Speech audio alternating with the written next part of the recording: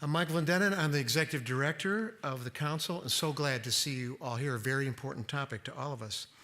You know, the Council's mission is to empower the people and organizations of West Michigan to engage thoughtfully with the world, and we do that with the help of our local colleges and universities and businesses. We thank them all. We're also deeply grateful to one partner in particular, BDO, because they're tonight's series sponsor. Thank you to them. After Ms. Glasser's presentation this evening, there'll be ample time for questions. You may use the response cards that you received when you came in the house, or you can text to the number that we'll have there on the screen. That text number is also on your card, your response card. Our World Affairs Program Director, Dr. Erica Kubik, will moderate the Q&A discussion afterwards. We also want to remind you that there are great decisions guidebooks with informative articles on all of the 8 topics of this year's foreign policy subjects for sale in the lobby at reduced price. And now Dr. Gary Hauk, the Dean of Arts and Sciences at Montcalm Community College and one of our educational planning partners, will introduce the speaker. Gary, thank you.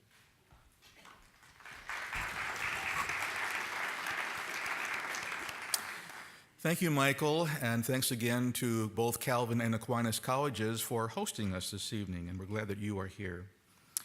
Ms. Susan Glasser is Politico's chief international affairs columnist and host in its new weekly podcast, The Global Politico. She also served as founding editor of the award-winning Politico Magazine and went on to be editor of Politico throughout the 2016 election cycle. Ms. Glasser joined Politico in 2013 after several years as editor-in-chief of the award-winning magazine Foreign Policy, overseeing its relaunch in print and as a daily online magazine. During her tenure, the magazine was a finalist for 10 National Magazine Awards and won 3 of the magazine world's highest honors. Before that time, Ms. Glasser worked for a decade at the Washington Post as a foreign correspondent, editor of the Post's Sunday Outlook and national news sections, and political reporter. During this time, she spent 4 years traveling the former USSR as the Washington Post's Moscow co-bureau chief, covered the wars in Iraq and Afghanistan, and co-authored Kremlin Rising, Vladimir Putin and the End of Revolution with her husband, New York Times chief White House correspondent Peter Baker. And they're now working on a biography of the former Secretary of State, Jim Baker. Ms. Glasser also worked for 8 years at Roll Call, a newspaper covering the U.S. Congress, where she rose from an intern to be top editor. A graduate of Harvard, she now lives in Washington with Mr. Baker and with their son. And tonight she presents on Putin, Russia, and the new Cold War. I'm looking forward to this a great deal. I was sharing with her earlier that I had a chance to teach in Russia for a semester in 1994 at the University of St. Petersburg, took the overnight train to Moscow on several occasions and toured the Kremlin. In fact, I was sharing with her that I thought that every subway stop was called the same thing. I got lost in the subway. So I told my students what it was, and they said, no, that means watch your step.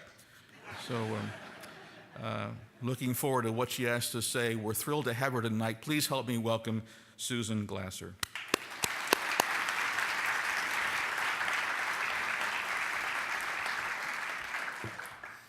Well, thank you so much. Those are very kind introductions, and thank you to the World Affairs Council and to all of you for sharing your evening with me. I'm most grateful for this, and you don't get Greek columns every day. Grandly waiting, as you might imagine. I'm delighted to be able to spend the day outside of Washington. In case you haven't heard, things are a little stressful there these days, so it's a nice treat for me to take a little mental break and just think, if we don't look at Twitter for a whole hour, maybe all those crazy things will not happen. But really, this is an incredibly timely subject. Obviously, I've spent a good part of the last 2 decades of my life thinking about Russia, writing about Russia, engaging with the subject both in Moscow and in Washington. And it feels like this is a moment when the story has come to a head. And even since I talked to a group earlier today at lunchtime, what have the headlines been about all afternoon? An extraordinary moment in this new Cold War that we're having, where British Prime Minister Theresa May has just given a speech this afternoon and announced to the British public that it appears that Russia did, in fact, carry out the killing of a former Russian spy on British soil, or no, sorry, the poisoning of a former British spy. He's in critical condition along with his daughter, 20 others hospitalized and affected by a deadly nerve agent that was only manufactured in the Soviet Union. There's really no other explanation for this other than either Russia itself did it or it got out of their control and some rogue element who had access to this Russian government-produced agent.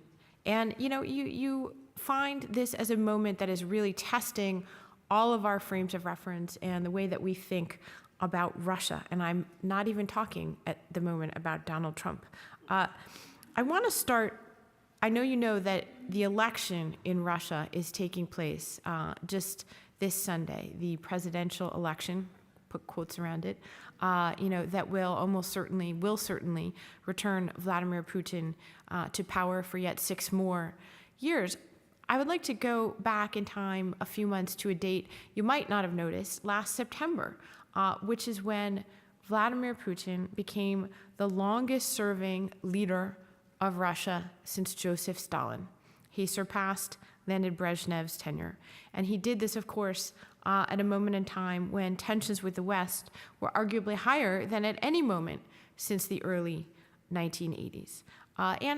This, I think, when we look back on this period, this will be a significant moment. And I would like to twin it with another event that's occurring this week as well, which is in China, the lifting of term limits on the Chinese leader Xi Jinping, which effectively makes him a leader for life as well.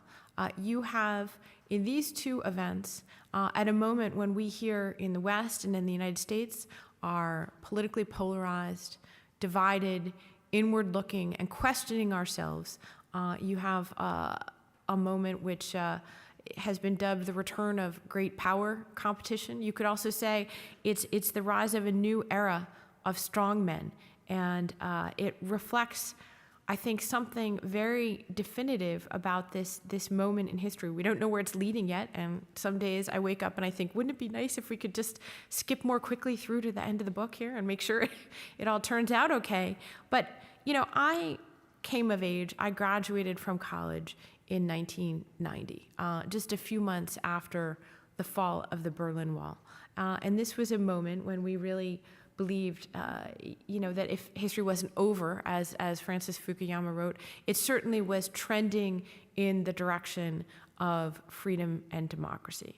And, we can say pretty definitively that period, the post-Cold War period, the collapse of this bipolar global competition between the Soviet Union and the United States ended with a 25-year period, more or less, of a general sense of democracy. That is just no longer the case. We don't know where it will lead, but a friend of mine heads an organization called the Freedom House in Washington, which has been around since the end of World War II, and they every year produce a freedom index, freedom around the world.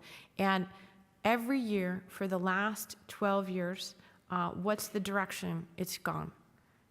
Less freedom in the world, less democracy. That's no longer just a few isolated data points. That's a trend line that we can no longer afford to ignore. And I start out with those big picture thoughts this evening, even though we'll focus in on Vladimir Putin and his Russia and what it means for the United States, because I think that's the context that's really important for all of us when looking at what's happening here.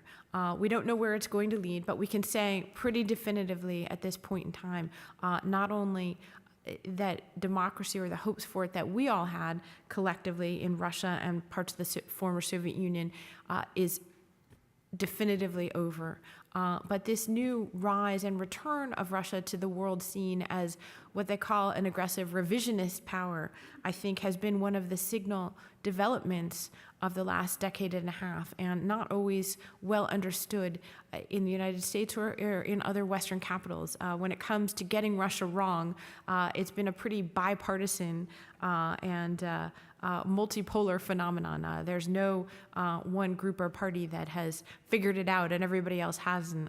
We all can stand to be fairly humble in the story of the last decade and a half and how it is that we misunderstood Vladimir Putin. I'd like to start actually by going back in time to my own efforts to understand what was going on in Russia. I came to Moscow for the first time actually 17 years ago this week as a new correspondent for the Washington Post.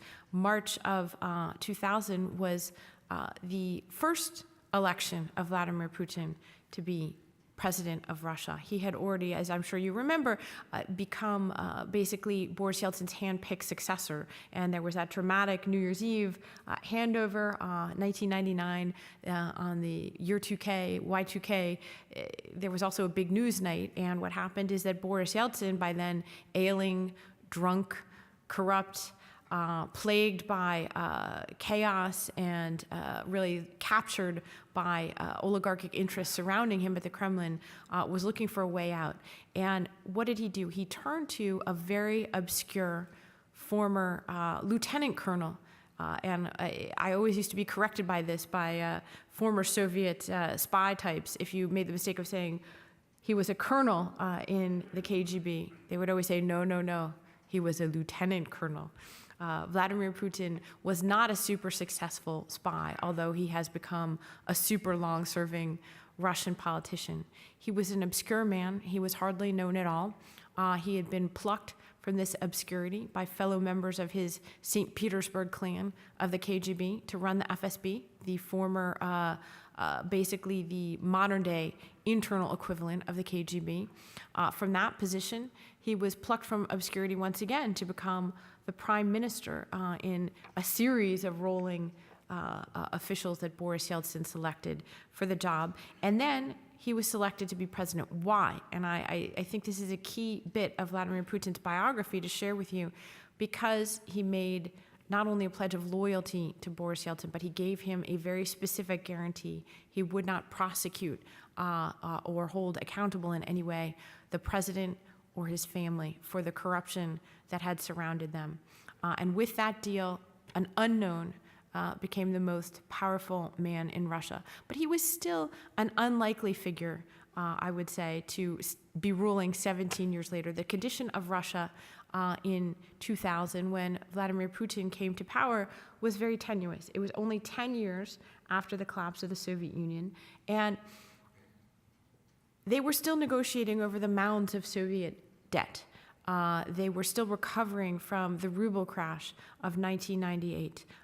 There were, still grandmas in the street selling loaves of bread and cigarettes.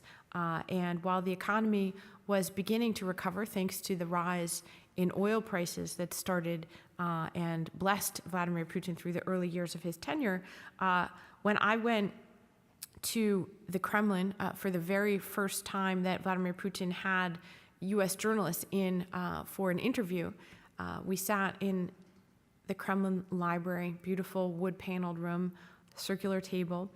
This was right after the famous summit meeting with George W. Bush, in which they looked into each other's eyes, and Bush said he got a sense of Putin's soul, and he was a man he could do business with. So the sense was this was going to be a Western-oriented reformer. He was going to look inward. Putin told us at that time his goal for the Russian economy, maybe if they worked really hard, they could get it to be the size of Portugal's. So, this is a great nation that still felt humbled and defeated by the Cold War. And so we understood, I would say pretty clearly, most people did, that Putin was a much more authoritarian character, that his career in the KGB was likely to shape his rule of Russia. In fact, a colleague of mine went to see Dick Cheney during this period of time and said, well, Mr. Vice President, what do you think of Vladimir Putin?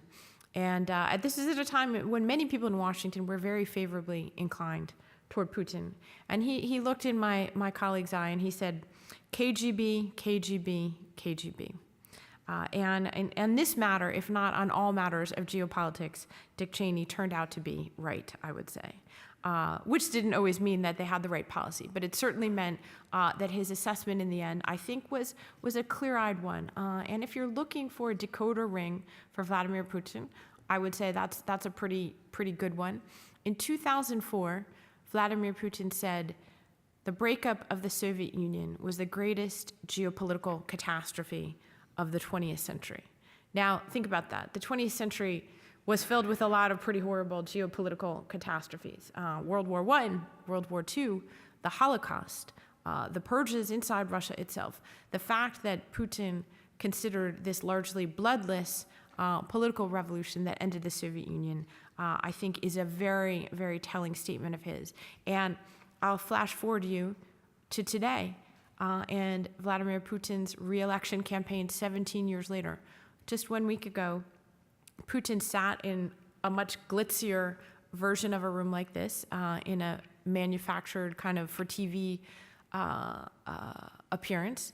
There were very carefully selected questions, and he was asked by a woman, what was the worst thing that has happened to Russia in your lifetime? And he said, the breakup of the Soviet Union.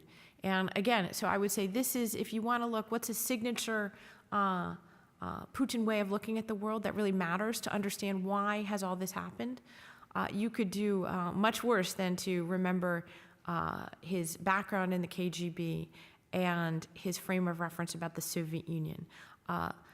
It's not your grandfather's Soviet Union, however, which Vladimir Putin has sought to rebuild over the last few years. And that's a third point I would make to you. As we think about this context in which he'll be reelected this Sunday, I'd like to tell you about his reelection campaign. It's pretty simple, actually. I can do that in just a minute. There's big billboards running all over Russia. They have a big picture of Vladimir Putin on them. One of the versions of this billboard has the famous picture of him with the sunglasses on, looking very, bad dude, Vladimir Putin. And the slogan is very simple. Silny leader, silная Россия. Strong president, strong Russia. That's it. There's no pretense at ideology. There's no mistaking it. This is literally a campaign built around strongman rule and the personality and branding around Vladimir Putin himself, which is why I started out with noting that he's Russia's longest-serving leader since Joseph Stalin. And I think it's very instructive. That very first campaign that I covered 17 years ago, I'm embarrassed to say, it wasn't a giant picture of Putin on the billboard. It wasn't all about the branding of the president and the dear leader himself. Those billboards back then talked about united Russia. Why? Because it was a country that was still struggling in many ways from what it saw as the humiliation and devastation of the breakup of the Soviet system. And so that's part of how we get to today and the misreading of what it was that Vladimir Putin was about. There's a huge debate, as I'm sure many of you are aware, about, well, did we get Vladimir Putin wrong? Were there mistakes of Western policy or analysis that led us into this situation today? Did he set out back in 1999 and 2000 to engage in a new Cold War with the West? How and why did Vladimir Putin's project to rebuild and restore Russia turn into an aggressive project of invading his neighbors and threatening the West, carrying out targeted assassinations in Britain, going to war in Syria to undermine democracy? Did we know all along, or should we have? I can't answer those questions, but I think as I look back on it, it's important to remember that Russia was a basket case in the 1990s and when Putin came to power. And I don't know whether he would have invaded Ukraine in 2000 if he could have, but the bottom line is that he couldn't have. And that's an important thing to remember. There's an old Russian saying, the appetite grows while eating. And I think that is a useful frame to understand Vladimir Putin. The appetite has grown while eating. When I lived there, this was the first 2 terms of Vladimir Putin's presidency. The project was restoring Russia. Authoritarian, absolutely. The very first thing they did, of course, was to go after the press. Seems like all the tough guys in the world like to go after the media. But there's a reason that they do, because you need to control the levers of power in society in order to consolidate your authority. And that is exactly what Vladimir Putin set out to do in a fairly methodical way. So that was the story that I covered along with my husband. The takeover of independent media, the elimination of election for governors all across Russia's 89 regions, the takeover and renationalization of key Russian companies and natural resources, the jailing of Russia's richest man, Mikhail Khodorkovsky. All of those were part of what his advisors called Project Putin, restoring what he called the vertical of vlast, the vertical of power in the Kremlin. What it meant was eliminating sources of potential political opposition, real or imagined. And that was a very successful project. At the time, it wasn't necessarily clear what it would mean for Russia's position in the world to have a more assertive Russia. And that gets me to the second part of this conversation. What did we here in America and in our allies in the West think about all of this? And I think for the first few years of Vladimir Putin, we didn't think that was going to come to the place that it's come to. Our buzzword when it came to Russia was integration. And we believed that that's what we were doing with the former Soviet Union, that we were integrating them into what people love to call the rules-based international order, that we were going to incorporate them into institutions of European and transatlantic security, that we were not necessarily inviting them into NATO, but finding ways to accommodate themselves to a new security arrangement for a new time. Most of us believed that the security conversation in Europe was an old, dated one. I remember when the nuclear arms negotiators would come to Moscow in the period of the Bush administration. And, to me, it seemed like a crazy, antiquated holdback from the 1980s. What were they doing there? And I'm sure many of you remember Barack Obama's famous and, as it turned out, incorrect quip in the presidential debate with Mitt Romney in 2012, where Romney was talking about the threat posed by a resurgent Russia, and Obama said, "Oh, please, the 1980s called. They want their foreign policy back." We spent a lot of time burying the Cold War in both parties.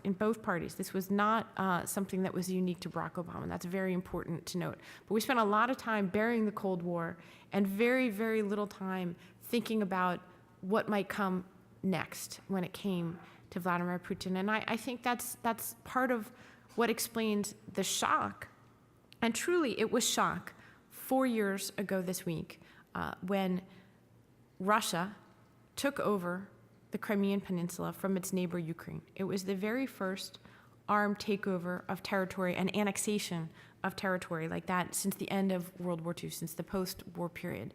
This was as serious of an action as one could take. Of course, this was territory that Russia had repeatedly guaranteed in treaties and in other ways the integrity of the Ukrainian state. They had repeatedly agreed that this belonged to Ukraine. They coupled the move of taking over Crimea with launching, in effect, an internal civil war in the eastern part of Ukraine that was fueled and funded by Russia supporting militias, and to this day that conflict continues, and more than 10,000 people have been killed. The following year, Vladimir Putin engaged his troops on the ground in Syria in a far more significant way to shore up the regime of Bashar al-Assad.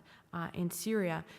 So he showed a willingness to project force outside of Russia's borders in a major way for the first time. And it was also, as we're still just learning the contours of, a moment in time when they radically increased the ambition and scale of their information operations and other forms of hybrid warfare against not only the United States electoral system, as we're just beginning to learn, but also in countries in Eastern Europe and even in Western Europe. All of the playbook here, we like to think of ourselves as special, but in fact, the playbook is remarkably similar, what you see in these attacks on democracies and political parties that are taking place in a variety of ways.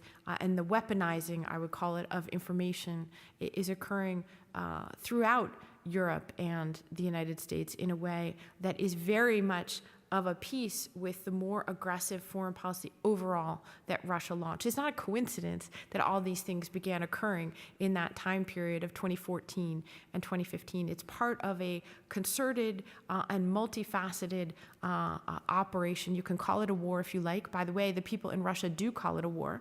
My view is the terminology is less important than our willingness to understand and to try to counter what's going on. And we live in a world of narratives. If we don't have the right narrative, if we've told ourselves a different story about Russia, I think it has critically hampered our ability to even respond to it. Do we have the right frame for thinking about something? We Americans, and it's not always a bad quality, can be comfortable and complacent. And the idea was the Cold War was over, we won, everybody's happy, we're free, and we've moved on. Well, Russia didn't move on, and it took us, I think, a very, very long time to accept that. I want to make sure that we have enough time to get to all of your questions, so I'm not going to retrace every step along the way that I think we might have failed to fully understand what was going on. But I mentioned the takeover of Crimea. That brings us full circle back to the presidential election this week. It will take place on Sunday, March 18th. That's a change in the original date when the election was scheduled. Why is it? Because it's the 4th anniversary of that takeover. The message is very clear and meant to be unequivocal to Russians. Not only those big billboards that show the silny president, the strong leader to Russian citizens, but also the date itself of the election being held on what basically amounts to Putin's campaign platform. I've made Russia great again, and you could say he coined that phrase before it was in use here in the United States. I've made Russia great again, and I've also started to re-expand and to make you feel that we've reincarnated the Soviet Union and taken over this territory. His only campaign speech of the election season came just a week ago, and it also was a very muscular call to arms, if you will, a belief that Russia remains under assault by a West that has refused to listen to it. That's what he said in the speech, and now you better listen up. And of course, he showed the video, a kind of crazy amateurish video of a nuclear missile wending its way towards Florida. The symbolism, I think, was lost on no one, but it's a threatening, muscular, resurgent Russia that Putin is presenting to his citizens this week. Guess what? It's good politics in any country to make people scared about enemies abroad, and so part of it is certainly for domestic consumption, even though no real opponents are running against Vladimir Putin in this election. I think you would be wrong to discount it entirely, because even dictatorships have politics, and even opaque societies need at least some to prove in some way that there's a consent of the governed going on. So the race that's happening is really on two fronts. It's on turnout and on the percentage that Putin will ultimately ring up. There are two numbers to throw at you on that.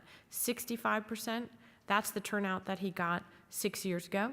62% is the overall percentage that he got in that election. So they'll be looking to beat both of those as a way of proving the legitimacy of the government. There's no other way to prove that. They've excluded the main opponent, political opponent, who would actually have a chance to run against Putin in an open and fair election, a young anti-corruption activist, Alexei Navalny, whose work has been a very interesting example, actually, of how you can use innovative social media and investigative reporting, basically, to create a political constituency, even inside a largely closed society. Well, he's not on the ballot, and he never will be on the ballot as long as Vladimir Putin lives and breathes. And so they'll look for their legitimacy in other ways by trying to get voters to come out to the polls and by trying to prove that they have strong records. Now, don't be looking to take those results to the bank. 6 years ago, there were many provinces of Russia where the results came back for Vladimir Putin, somewhere in the 95, 96, 97% range. As you might imagine, he's popular, but not that popular. In Chechnya, where Russia fought not one but two wars, the result for Vladimir Putin was 99%.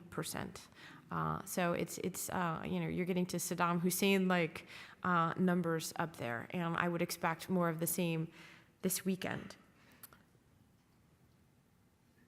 So what are we to do about Vladimir Putin?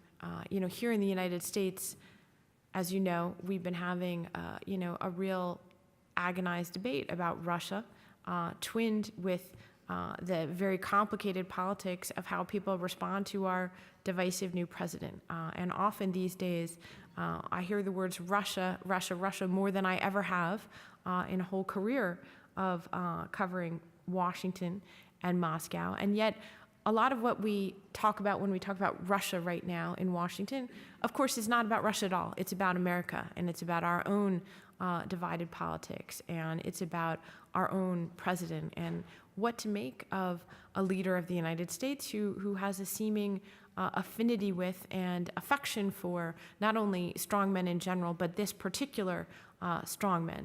And, the answer is we don't know. And I would say, I'm not here to offer conclusions about the role that Russia played in electing Donald Trump president, but I would definitely say stay tuned and pay close attention to this as it unfolds. It's a situation that no one I know in either party, and at least when it comes to Russia, there actually is more or less much more of a consensus than you might realize among the Russia hands in Washington.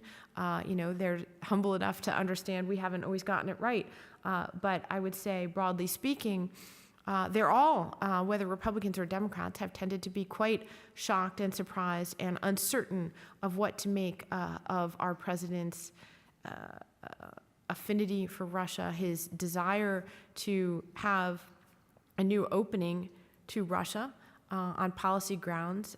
You could say, well, perhaps was simply the naive and even possibly well-intentioned views of a newcomer to our foreign policy debates. Certainly, if you perceive that China is the most threatening long-term global actor in the world, there's an argument to be made for creating as good a relationship as you can with Russia. There's a lot of common interests that we might have.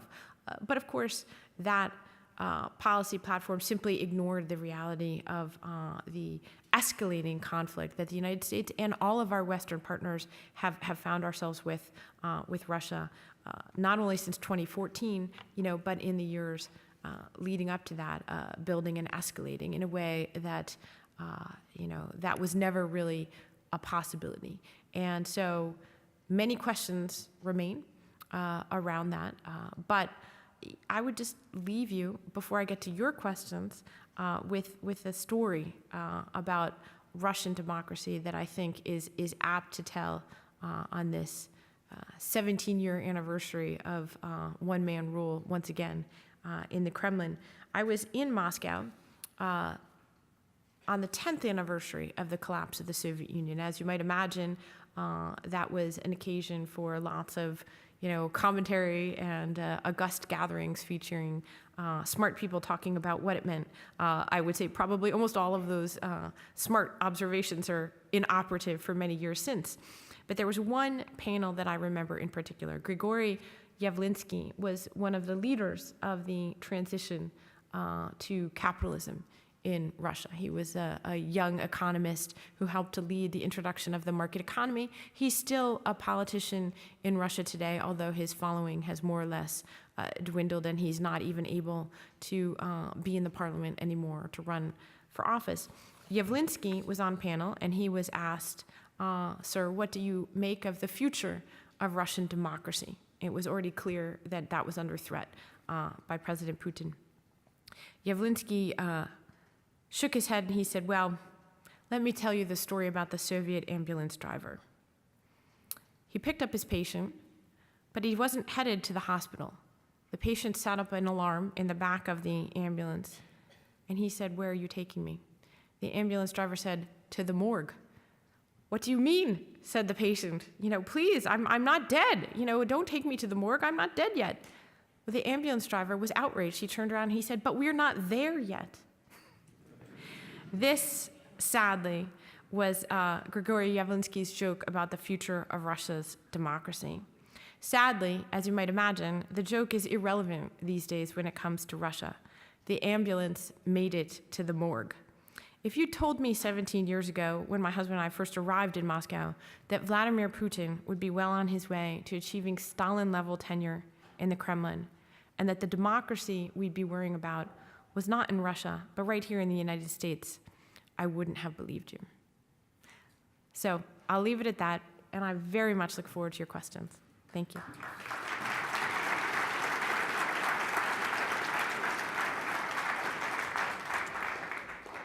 All right, thank you so much for this interesting start to a conversation, and we'll have the number where you can text me for questions. I've already received a few, and of course, we'll also be collecting question cards as well. So to start off, you had mentioned really that there's no ideology to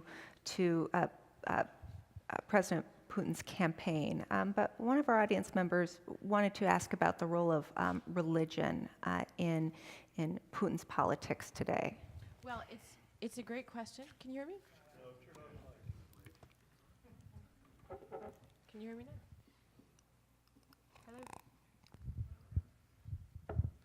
All right, I think that's on now. All right, great.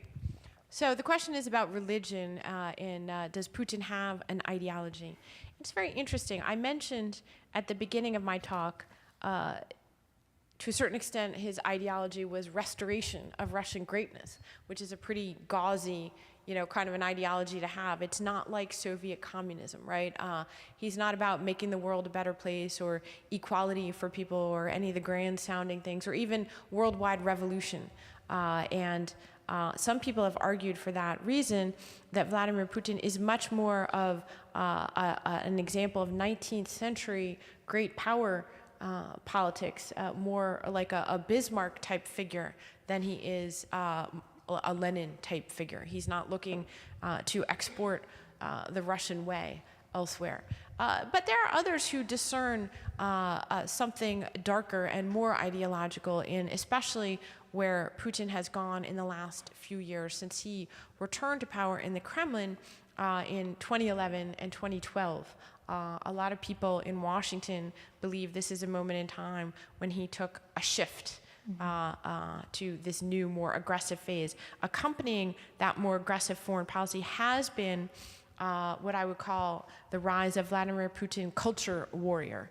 And certainly he hasn't emphasized it in this election campaign, which really has been about strong leader and opposing the West.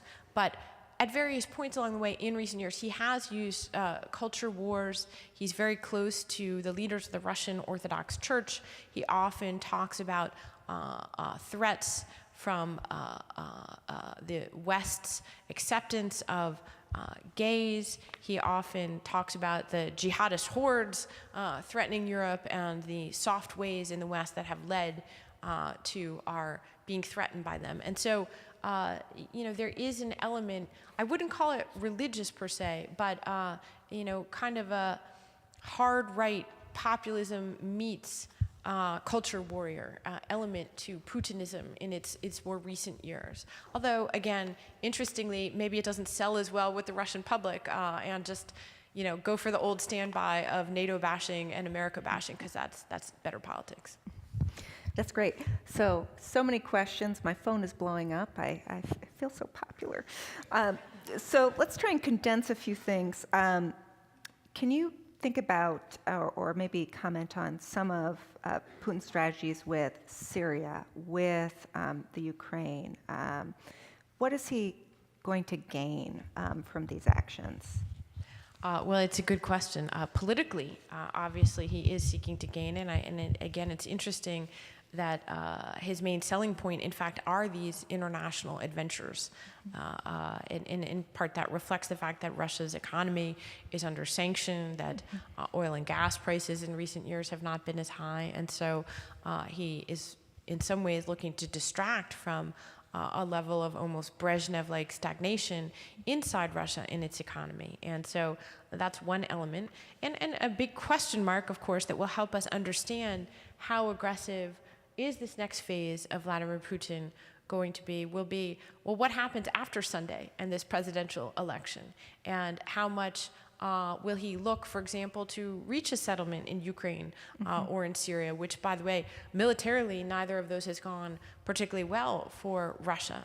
In Ukraine, it's a live conflict. It's not a frozen conflict. People continue to die every day. But Russia anticipated, I think, a quicker victory than it has achieved, and it no longer appears that it can achieve a military victory. So will Putin look to restart largely dormant peace talks there? We don't know the answer to it, but it would be very revealing, I think, either way. And Syria, of course, he has succeeded in changing the dynamics on the ground. You'll recall that Assad was really on the defensive and faced the real risk of being losing his power over Syria.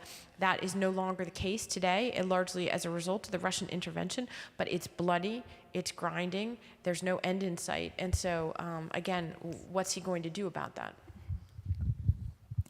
Let's move to the poisoning of the spy in the UK, and if this is constituting a violation of Article 5 in NATO.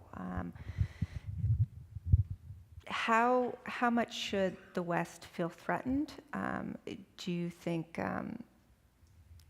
that there should be a response to this? What would that response be? Really, what are your thoughts in terms of how NATO countries should be responding to Putin? Well, this is, Article 5 in NATO is the collective self-defense component of the NATO treaty. And, of course, it's been a lot in the news, so I'm sure you're familiar with it because President Trump questioned this provision. And not only did he call NATO obsolete during the campaign, but in his first appearance last May at the NATO summit with the other leaders, he actually omitted what in the past had been a ritualistic, nod towards this self-defense provision of the treaty, even though his advisors had repeatedly placed it in the speech.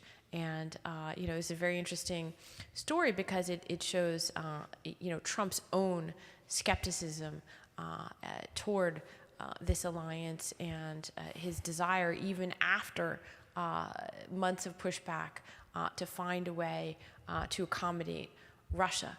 He subsequently, after much outcry, included it in a speech later in Poland. But I think clearly the message was sent that President Trump, despite everything, has never personally denounced President Putin or the actions of his government.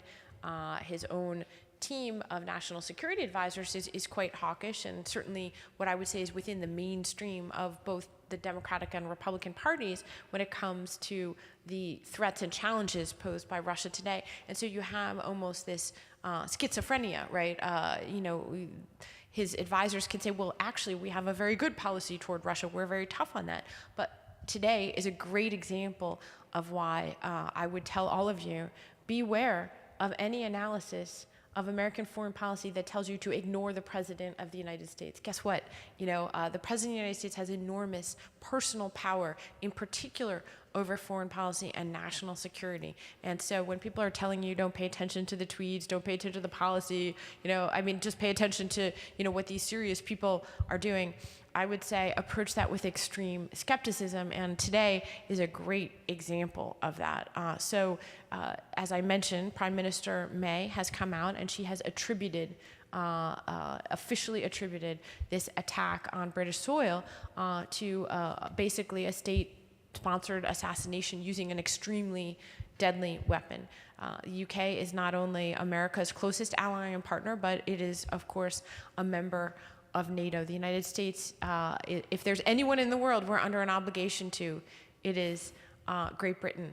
And the response at the White House was not what you would expect of your best friend, okay? So let's just put it this way. It was really a remarkable moment, and, I'm sure there's a million more outrage things that have been shared with people even while we're having this conversation today, because this is a breaking story. But basically, the White House press secretary refused to blame Russia, refused to accept the findings of our allies, even though she was asked repeatedly about this, and simply resorted to saying, well, we're sorry that this guy was assassinated. So it not only is there no action forthcoming, it appears, on the part of the United States, but we're not even joining our partner in agreeing that it was Russia to blame for it. Thank you. Just as a follow-up, what do you think is driving the difference in what policy leaders are saying about Russia versus President Trump? We do see President Trump seeming to have an affinity for Putin, and what do you think is kind of causing that? Well, as I said, stay tuned. I can't see inside that, and probably none of us can, except to say it's a long-standing affinity, and there's something specific to Vladimir Putin.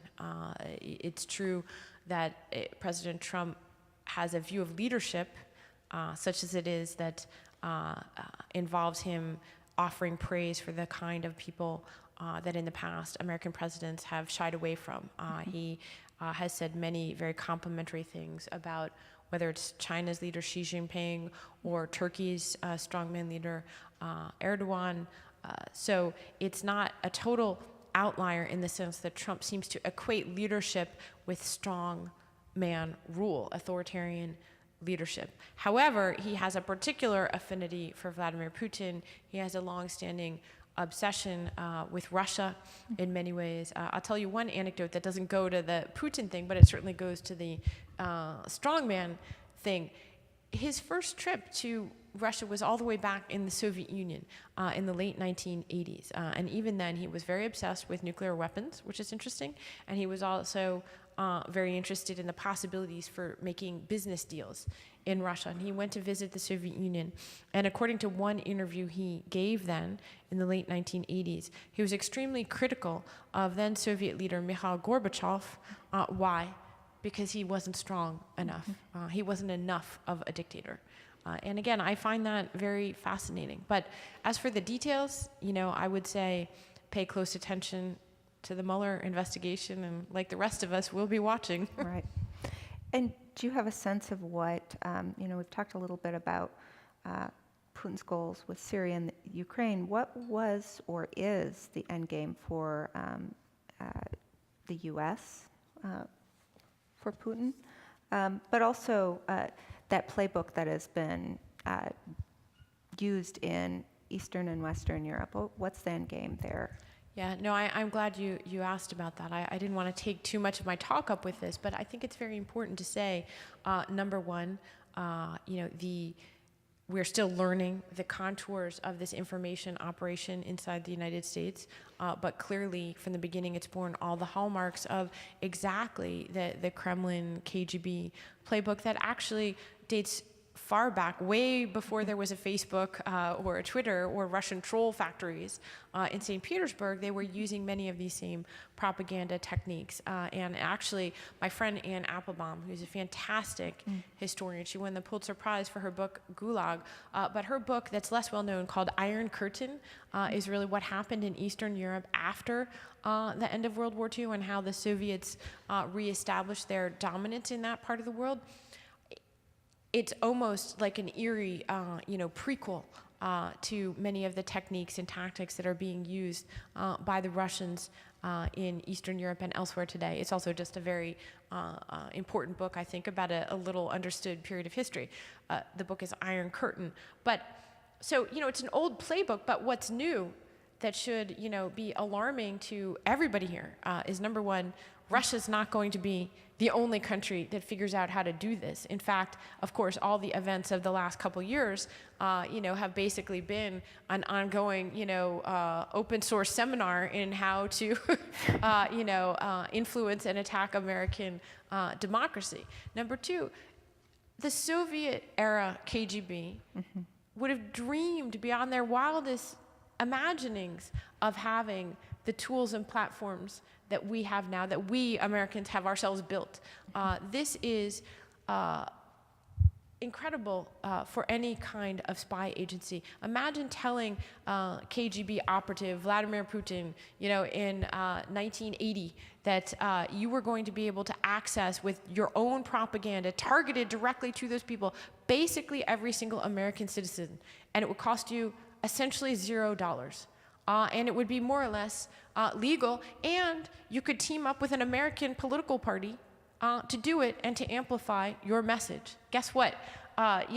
This is what's happened here. And again, it's not a partisan issue because, the target one day can be a different target the next.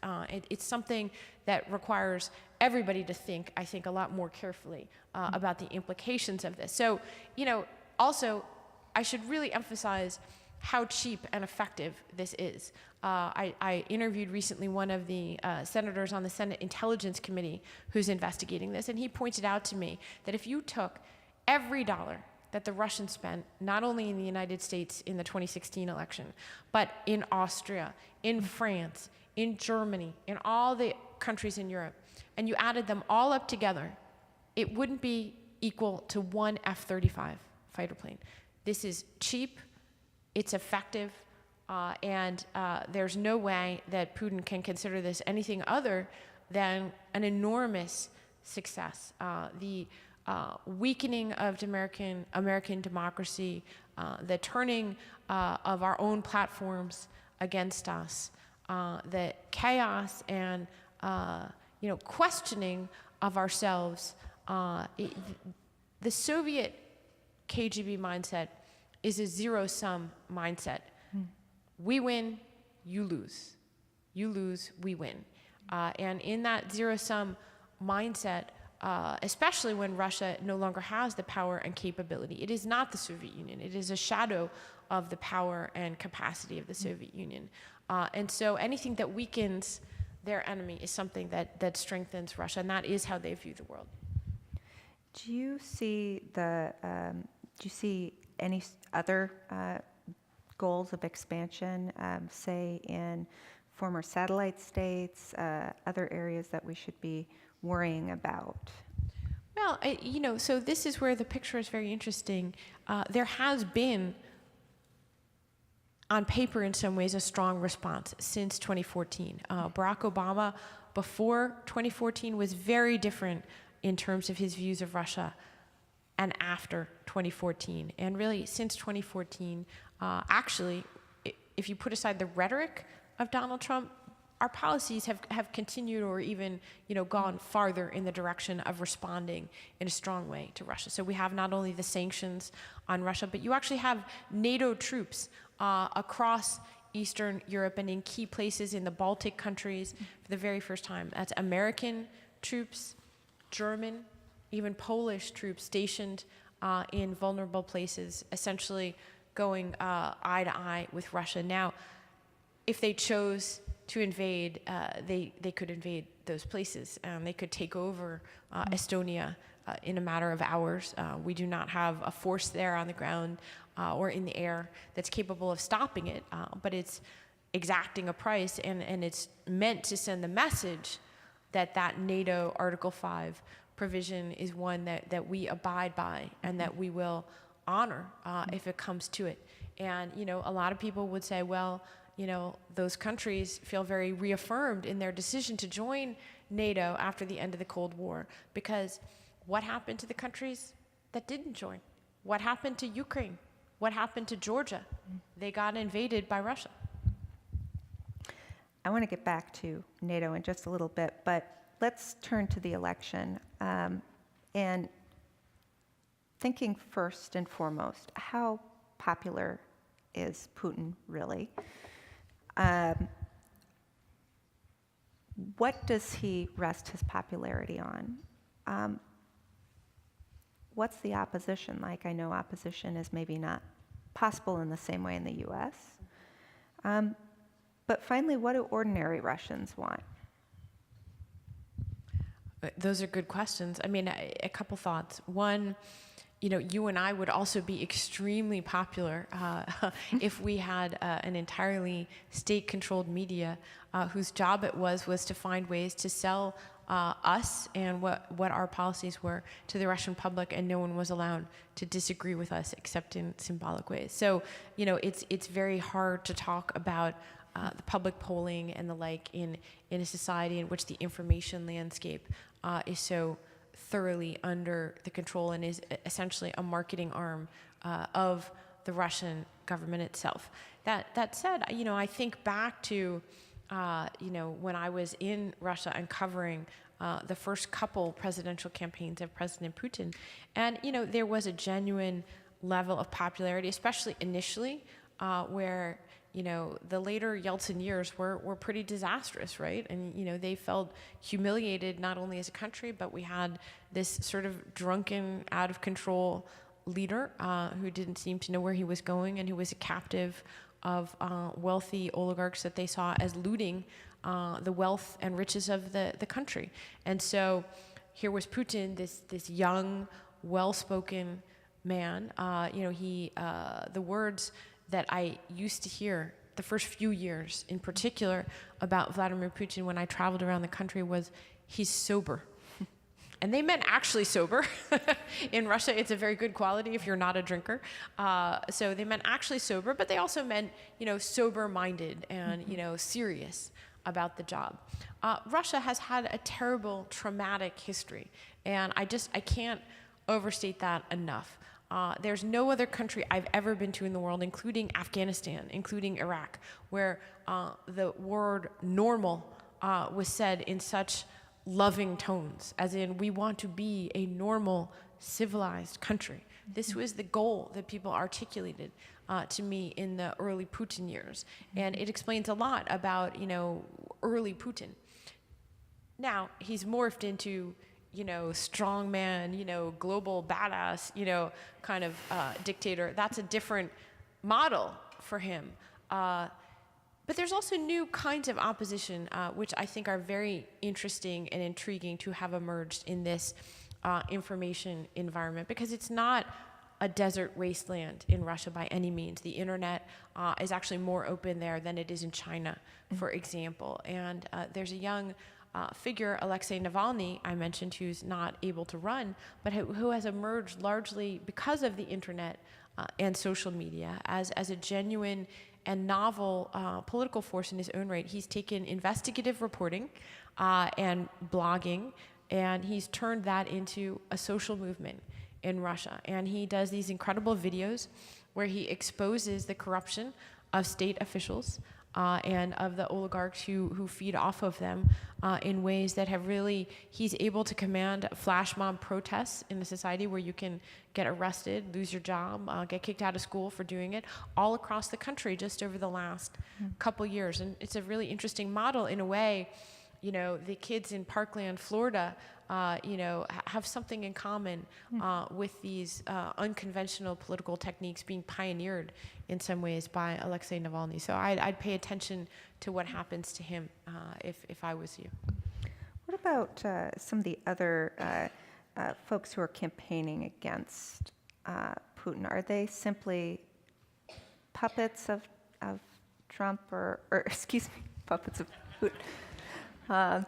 Pay no attention to that. Puppets of Putin, or is there legitimacy in their campaigns? Well, to tell you a little bit about who's running against Vladimir Putin, the communist candidate is actually a millionaire who belonged to Putin's party until recently.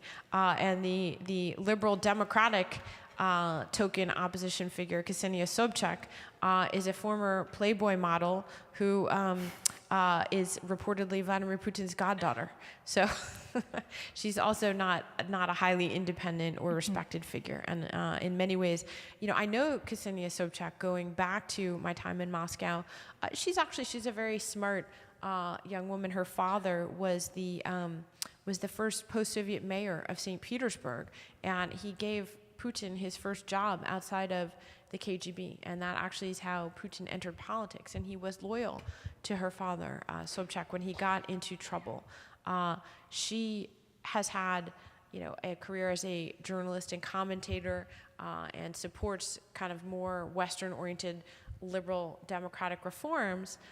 But there's a long tradition of what they call managed democracy in Russia, and what it means is literally even creating fake political parties, as they did even when I was there, in order to channel the concerns of different segments of society. So they recognize that not everybody, especially in the more liberal, urban, middle-class cities of Moscow and St. Petersburg, not everybody can go for stomach, just voting for a dictator again and again and again. So what they do is they create temporary kind of pocket parties around these different constituencies inside the country, but they're still controlled and calculated and run, in effect, by the Kremlin, even if not directly. What do you think is driving Putin? Is it self-enrichment? Is it power? What's going on? This is a good question. In recent years, many reports have come out, some reliable, some less so, suggesting that he has, in fact, amassed enormous wealth. And certainly that's available to him. If you look at the circle of government officials around him, we are talking about extraordinary, astonishing levels of corruption. This is a wealthy society. Obviously, it's one of the richest countries in the world when it comes to natural resources and its potential as a country, and it's concentrated in a small kleptocracy of people. And so you'll see, Navalny and others who will document, the $20 million palaces of government officials whose salaries are, $2,000 a month. But most people that I know have never considered the money to be the end in and of itself for Putin.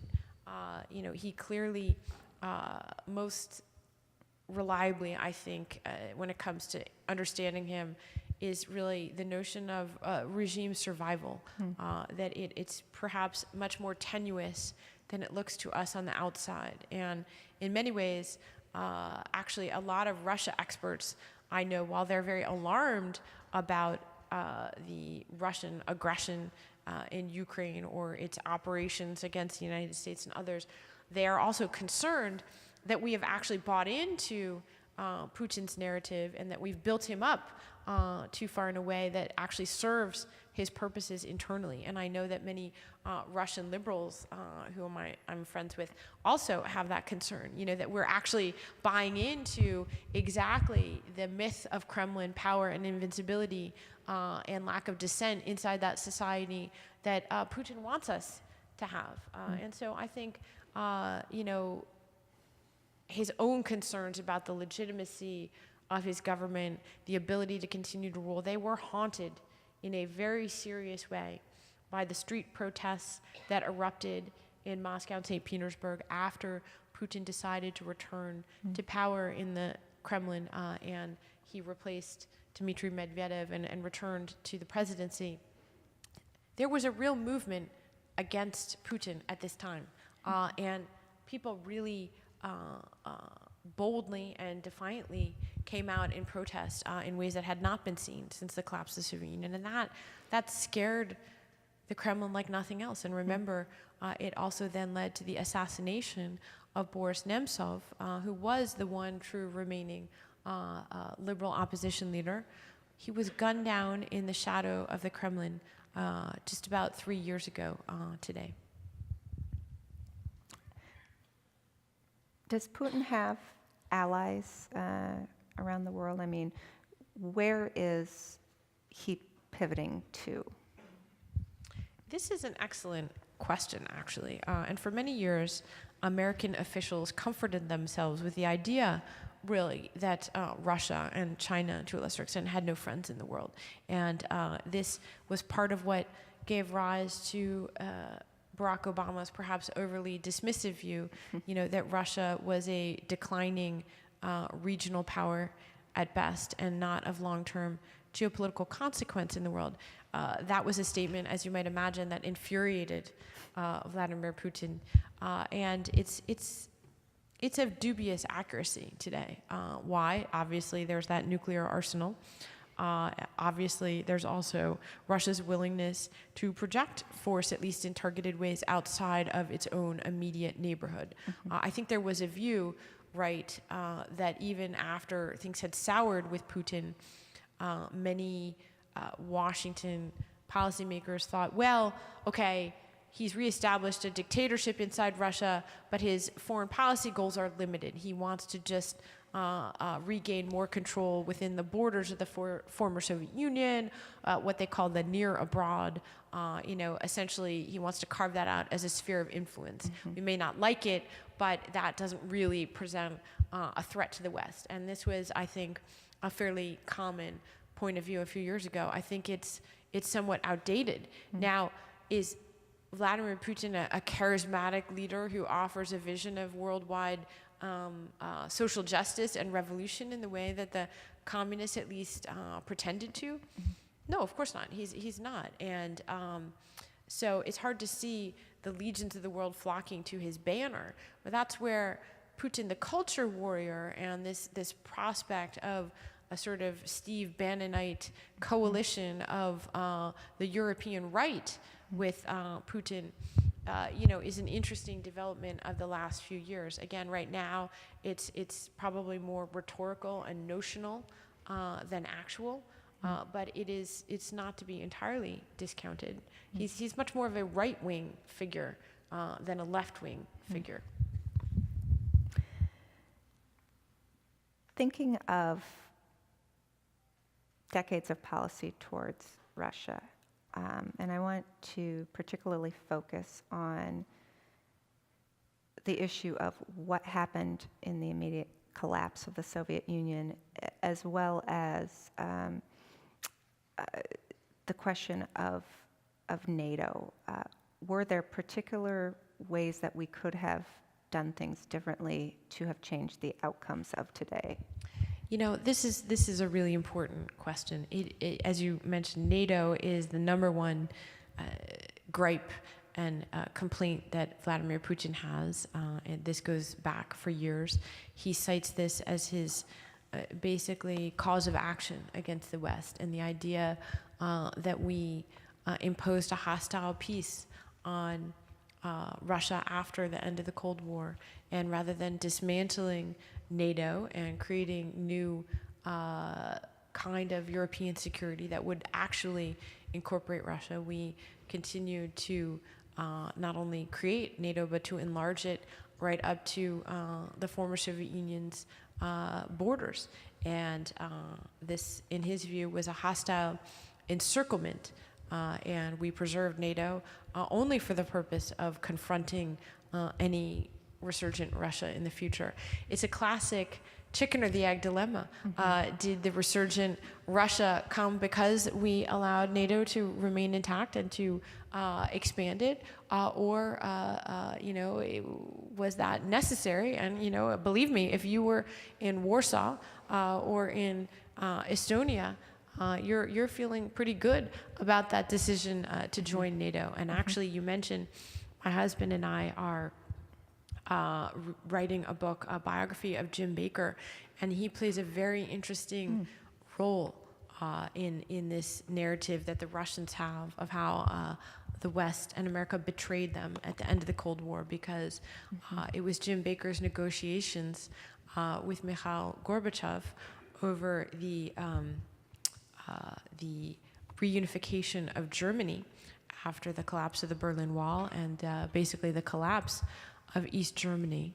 The question of NATO's status in Germany immediately was like a huge issue, right? Because they were the force guarding, and I think there were hundreds of thousands of NATO troops at that time inside Western Germany. So the question of what was going to happen to them, the Soviet troops based in Eastern Germany were going to go back. Over a period of a couple years, they agreed upon a transition plan, and there were real negotiations with Gorbachev over would the NATO troops move into Eastern Germany.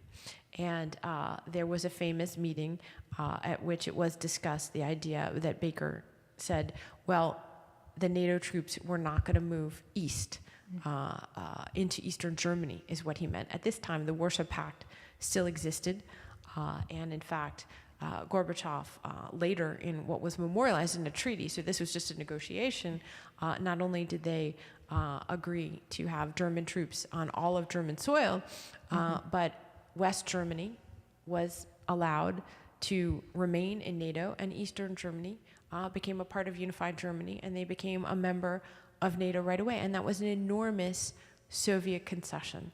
And it's one that the Russians to this day basically don't like to acknowledge occurred. But of course it occurred, you know, and that was the agreement that was forged by both sides. We have time for one last question. You've referenced the Cold War in the title of your presentation. Do you see any ways in which this new Cold War will warm up? Well, it's interesting. A longtime friend of ours, Mike McFaul, who was the ambassador to Russia under President Obama, he's now back at Stanford University. His memoir will be coming out in a couple months, and I haven't read it yet. But the title sort of speaks to your question, from Cold War to hot peace. You know, I'm not sure that that phrase is going to stick, but it's an interesting formula. I'm wary of saying that it's a new Cold War, if only because I think that conjures up a sort of nostalgic 1950s era confrontation that's almost abstract between nuclear powers and two irreconcilable ideologies. And as I've just said, I think it's a lot more complicated than that. There are echoes of the Cold War, if only because Vladimir Putin himself is a Cold Warrior. That is his mindset and the frame of reference in which he sees the world. So it's not irrelevant.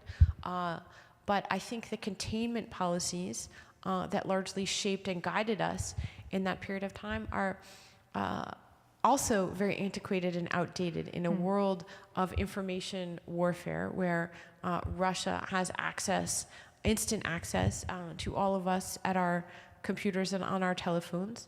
What does containment mean? And vice versa, in a world of drone warfare and artificial intelligence, what does containment mean? Wars everywhere and nowhere all at the same time.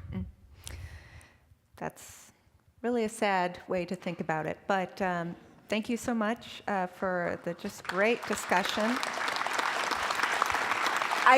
I know you want to keep talking about Russia. So Kathy Dopp, raise your hand. Okay. So Kathy runs the discussion group at Derby Station afterwards, and they're going to have a really fun conversation afterwards, aren't you? Yes. Yes, so be there or be square. Also, be there or be square for next Monday when we look at South Africa. We'll have Desiree Cormier from Albright Stonebridge Group looking at the changes that are happening in that country, a lot that is shaking up there. So thank you for being here tonight. Let's give Ms. Glasser one more round of applause.